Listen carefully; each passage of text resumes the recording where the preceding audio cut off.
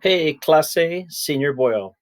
I really want to finish this chapter of Ripasso as fast as possible. There's a couple more things we got to talk about. First of all, we've already done perfect present, meaning I have eaten, you have studied, she has gotten ready for school, all those kinds of things. But what if it's in the past? What if you want to say, I had eaten already by the time my friends arrived at the restaurant? That's different. So let's talk about that. And what we're talking about is when you want to say something that happened in the past when something else occurred. Think of the example I was just giving you, and you probably are going to say things like ya already, antes, nunca, todavía, and después with those expressions. Okay, so here's an example. When the parents arrived, the children had already eaten. Okay, so let's say, everyone's going out to a restaurant and the parents are late. You're not saying this in the present. The children have already eaten. You're talking about something in the past. So, cuando llegaron los padres, los niños ya habían comido. They had already eaten. Okay, and I think the rules are just like they are in English with regard to how we use this. So it shouldn't be too bad. Shouldn't be. Okay, so let's talk about. Oh, here's another example. I had already found out prior to calling them. Okay, so ya había sabido antes de llamarles. In other words, I had already known, I had already found out prior or before calling them. Okay, so let's see what else we got here. So take a little note sheet. This hopefully continues from notes that you were taking the other day about this. These are pretty easy. It's imperfect. It's a bear in the imperfect. And we know that there are only 3 irregulars in the imperfect. And a bear is not one of them. So we're going to drop the ER. And do you remember what we use in the imperfect?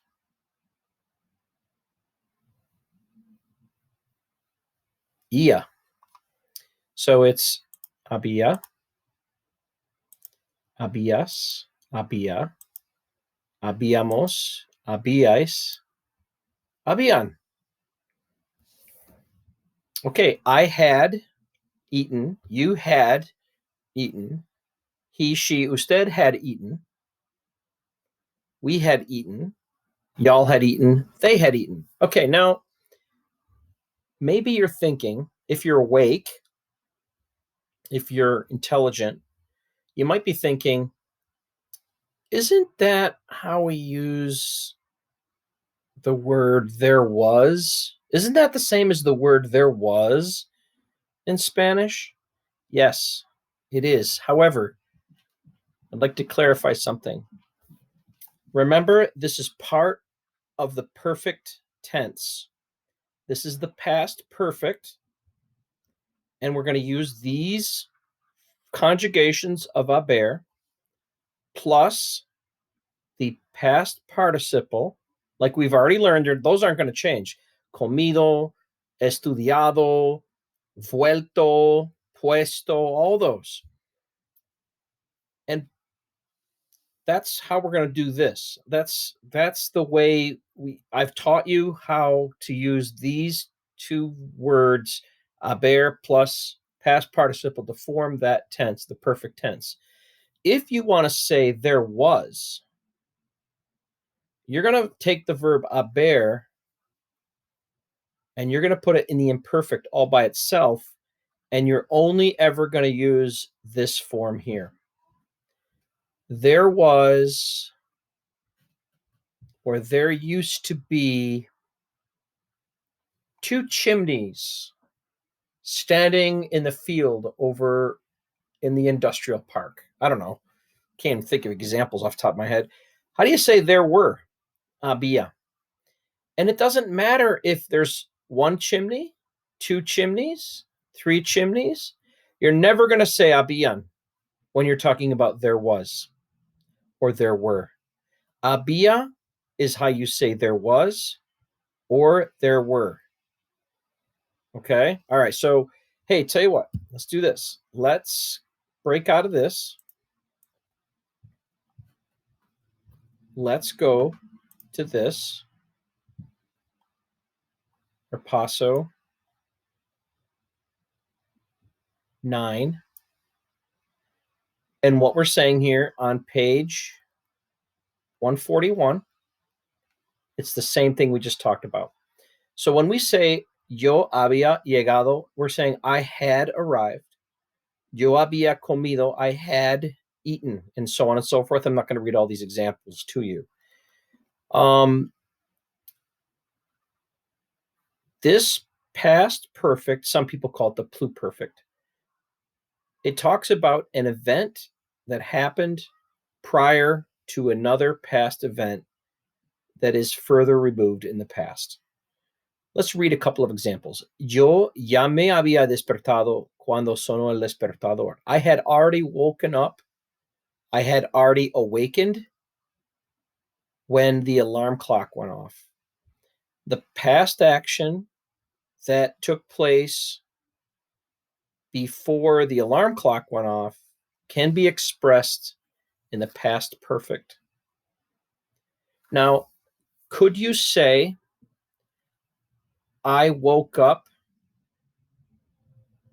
when the alarm clock went off? You could, but that would be simultaneous. I woke up when something else happened. Could you say, I was already awake when the alarm clock went off? Yes, you could, and that would be imperfect. Yo estaba despertado cuando sonó el despertador. So what we're saying here is this. Think of it as a timeline. We could say something in the imperfect. Yo estaba despertado. Yo comía. Yo vivía. Anything in the imperfect, and interrupt that imperfect with preterite. We can do that. Or we can take this, a past perfect action, and interrupt that with the preterite. I hope that makes sense. If I were in a classroom, it'd be a little easier to teach you that. I think it'll make sense as we get going here. All right, we have María ya había ido al teatro cuando Pedro la llamó. Maria had already gone to the theater when Pedro called her. Nosotros habíamos vuelto a casa. We had gotten back home. We had returned home. We had gone back home when it began to snow. Okay, letter G, this is all we're going to do. Let me help you with this. Remember, you're going to type this up, put it into a Google Doc. You're going to turn this in. And you're going to, maybe you could take a couple of notes right now, unless you're really good and you can have 2 screens open. Letter G, number 1, don't forget to label your papers, label your Google Doc. What we're saying here is write sentences in which you explain that the things mentioned didn't happen yesterday, but rather before yesterday. You will practice the use of the preterite pluscuamperfecto, or the past perfect. Pretérito pluscuamperfecto. Wow, my goodness. Give me a break. All right, so Did Lorenzo arrive yesterday? No, he had arrived last week. No, había llegado la semana pasada. All right, number 1. Were you all, or did you all go to see the exposition at the museum yesterday? No, we had seen the exposition of the museum 2 months ago. We had seen the exposition 2 months ago. Okay, what are you going to put here? We had seen the exposition 2 months ago. All right, let's make it a little easier on you. I'm going to just put this down, and I'm going to start a doc. Whoops. I'm in the way. I'm going to hit a Google Doc, and I'm going to say,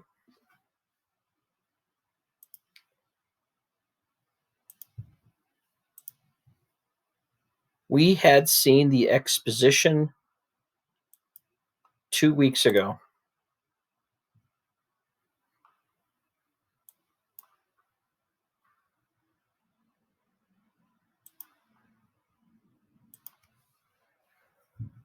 Nosotros habíamos seen. Right? If I'm asking ustedes a question, isn't it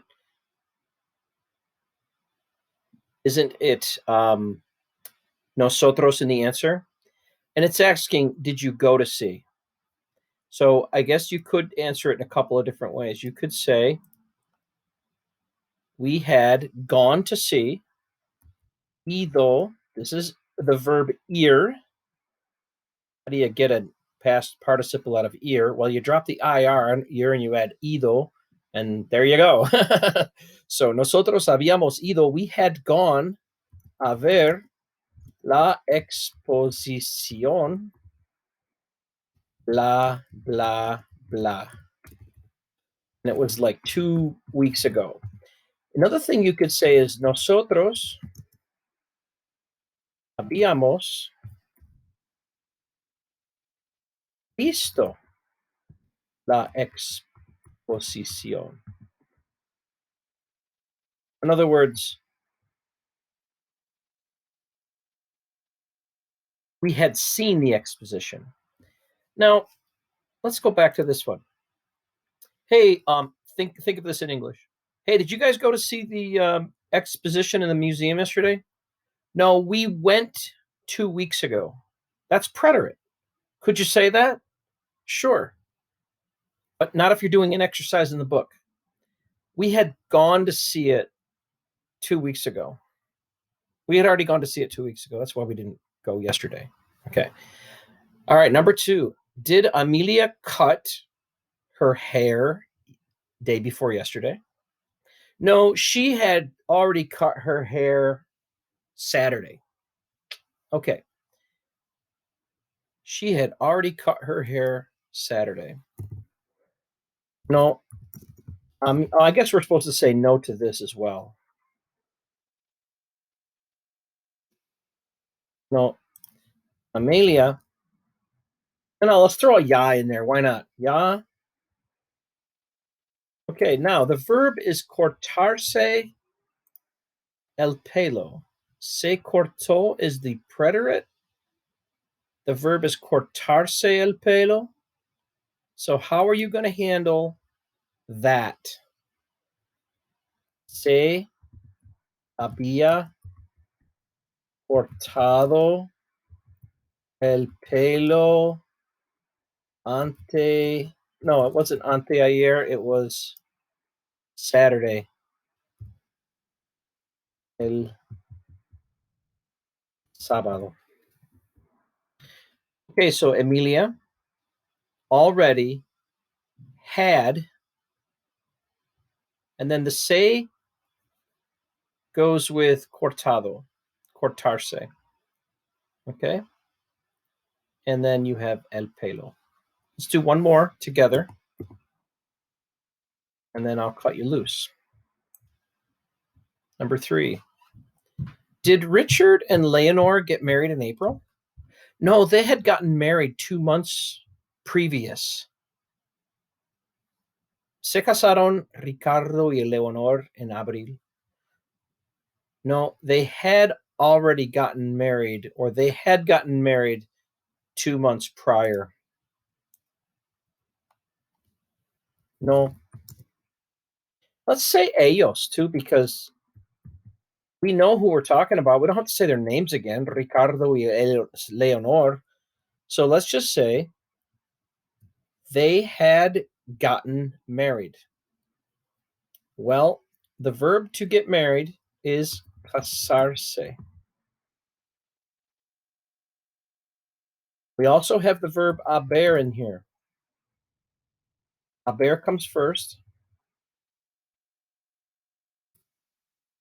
Don't forget, this goes in the front. Let's conjugate this in the past. Let's add auto to this. No. Se habían casado en abril. No, they had gotten married in April. Now I know you probably are thinking, why would I wouldn't say it like that. I would just say, no, they got married in April. I'd use preterite. Well, it's Spanish. Okay, so the Spanish is probably going to call for the haber in the past more often than English. I think English is we're going to use preterite in English a lot more than we would in Spanish. But it's also an activity. It's also a workbook exercise. So, hey, I hope that helps you. If there are questions, email me. And don't forget to do this, okay? Because we have cadence. We have some great ideas here, but there's only 5 people. So guess what? This is also a grade, and if you don't finish this course, if you don't finish the 4th quarter, that's going to be bad. And I know I'm preaching to the choir because the only people that are listening are the people that do their work. So spread the word. You got to get this stuff done. We're going to start a final project really soon, so we have plenty of time to do it. So, hey, have an awesome day.